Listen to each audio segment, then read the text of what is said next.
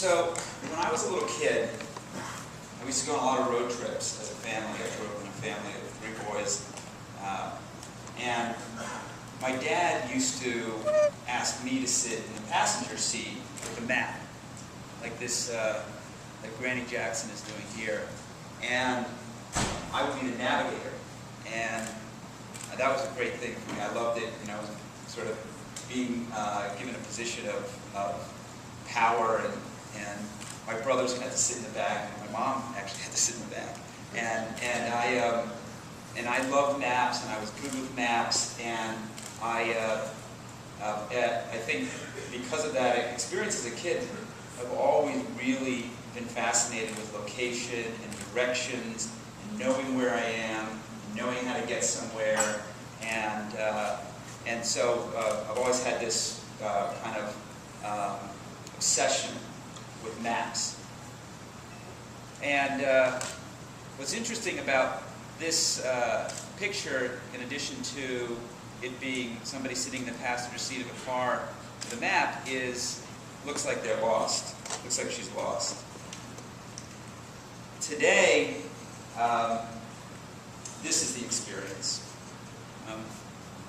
This picture is a little disturbing because the guy or woman, probably a guy, appears actually that he's in the driver's seat, driving his car down the highway doing this, which is probably not a good idea. And the other interesting thing about this picture is that it looks like there's actually a GPS system in the car.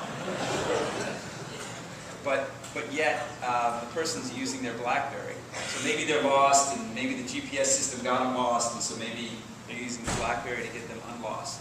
But in any case, this is the new map that people use, and that's a profound shift. Just going from paper to a map on your phone is profound in many ways, but the way that I think it's the most profound is that the data now, this is supposedly the cloud. And so the data gets exchanged back and forth between the mobile devices and the cloud. And so it's not just that they took the map and they put it on the phone, but that all the interactions that happen on the map are now being reported up to the cloud.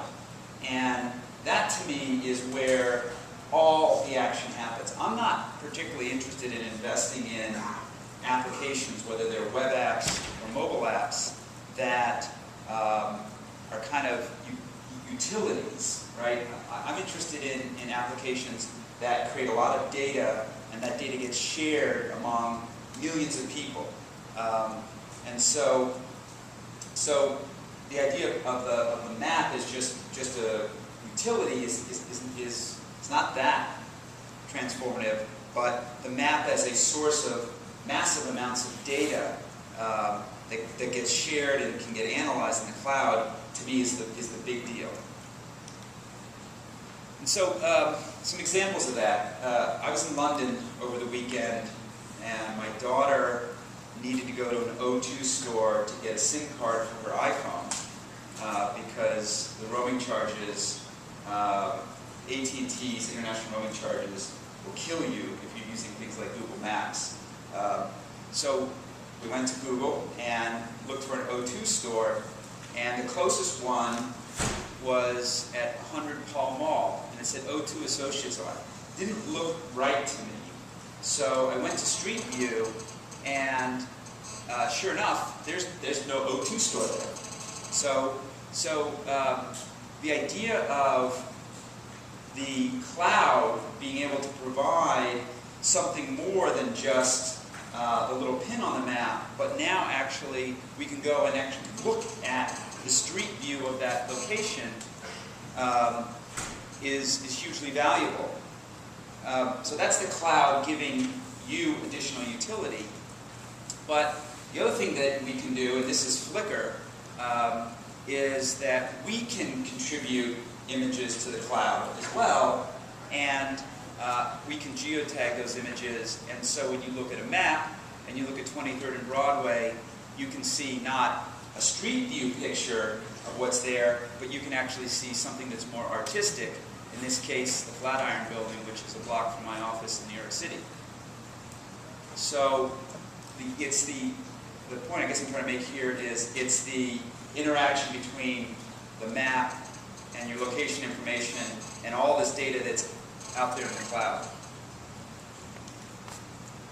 So not only was I in London, but I actually spent a couple weeks in Europe with my family the past couple weeks, and we were in Rome, and we were in Zurich, and we were in London. And these little pinpoints on the map are the places that I checked in via Foursquare. So what you see is that people are now starting to take their interactions with these utilities, if you will, the maps and things like that, and they're starting to voluntarily, in my case, share that information up into the cloud.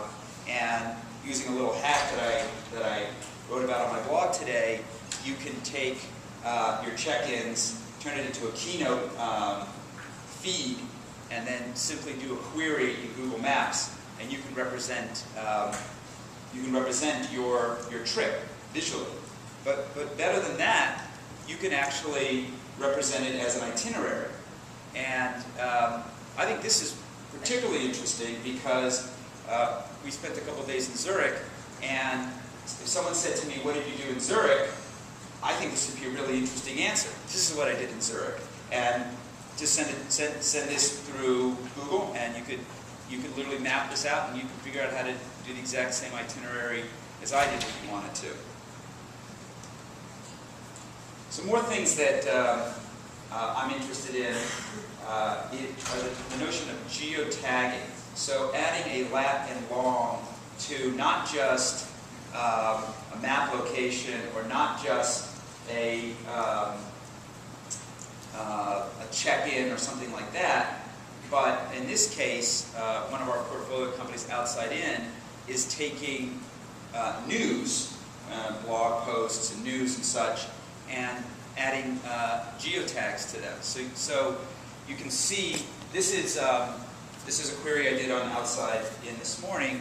We're at 1675 Owen Street, at least in theory that's where we are right now. And this is, this is recent stuff, something as recent as July 13th, that was found by their engine, their crawling engine, and tagged with location tags, and one or more of those location tags surfaced in the query here. So the point of this is that you can geotag a lot of things. It doesn't just have to be a picture, or it doesn't have to be just a Foursquare check-in. It can be, in this case, news. And that, I think, is very promising in terms of trying to create highly relevant content for people when they're in a particular place. One of the ideas that I would like to see this kind of technology used is not on news necessarily, but archives, historical archives. So if I'm walking around the streets of Rome, for example, it'd be really interesting to see, what happened in this location, in history, for example. Go hit, 1,000 years of historical archives and give me all the interesting things that happened in this location. Brett, your cell phone, I think, is causing... Is that what it is? All right. Thank you. Of course, this is a cell phone conference, but... It's my Android phone, I think, that's causing the problem. Do you think if I put it on airplane mode, that would solve the problem? That would solve it, or just move it away from the mic.